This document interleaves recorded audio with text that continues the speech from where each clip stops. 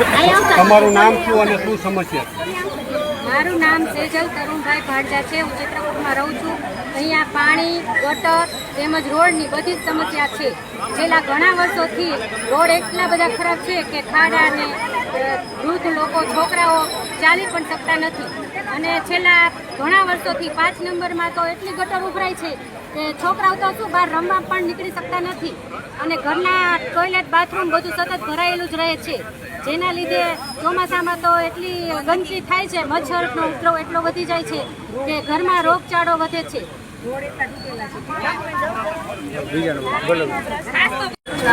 વૃંદાબેન આનંદકુમાર વાઘરિયા છે.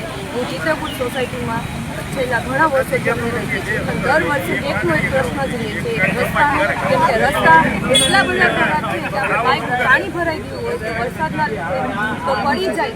Mostly bike જ્યારે સ્ત્રી હોય એ છોકરાઓને લેવા જાય, વસ્તુ લેવા જાય, ગમે ત્યારે વરસાદમાં તો પડી જ જવાય છે અને એ લોકોને લાગી જ જાય છે. કેમ કે ખાડા વરસાદના પાણીના લીધે દેખાતા નથી અને ગટરો તો એટલી ઉભરાય છે કે જેથી મચ્છરોનો ત્રાસ વધી જાય છે, સ્કિનનો પ્રોબ્લેમ થઈ જાય છે, છોકરાઓ બહાર રમી નથી શકતા. તો શું ઘરમાં ને ઘરમાં બાળકને રહેવાનું, બાળકને ફ્રી થવાનો ટાઈમ નથી મળતો.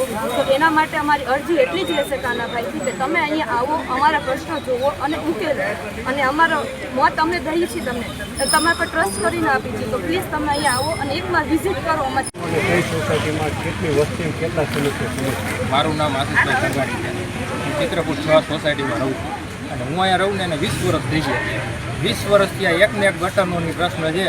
સરકારી જે તંત્રમાં અધિકારીઓ બેસે એ કોઈને એવું નથી કે ખબર નથી, એને બધી ડાઉન ટુ અર્થ બધી ખબર છે, પણ એ લોકોને કોઈ જાતનું કામ કરવું નથી ને સ્પષ્ટ એવું દેખાઈ રહ્યું છે.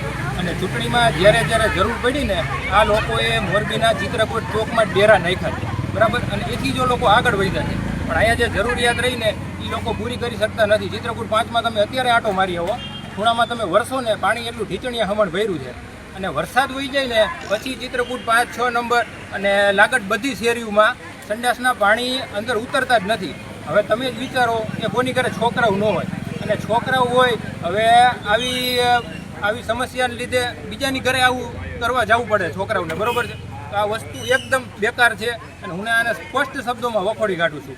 અને ચિત્રકૂટ 1 થી 6નો જે પ્રશ્ન છે ને એ સોલ્વ નહીં થાય તો અમે બધા મિત્રોએ કમિટીએ નક્કી કર્યું છે કે ચિત્રકૂટ સોસાયટી જીઆઈડીસીથી લઈને બાયપાસ સુધી અને આમ પંચાસર ચોકડી સુધી આટલામાં 35-40 સોસાયટી છે. બધી સોસાયટીનું એક કરીને મિટિંગ કરીને આવતા એ ચૂંટણીમાં ભાજપને કઈ રીતે ભગાડવીને એના માટે અમે પૂર્ણ પ્રયાસ કરશું. ભારત માતા કી જય.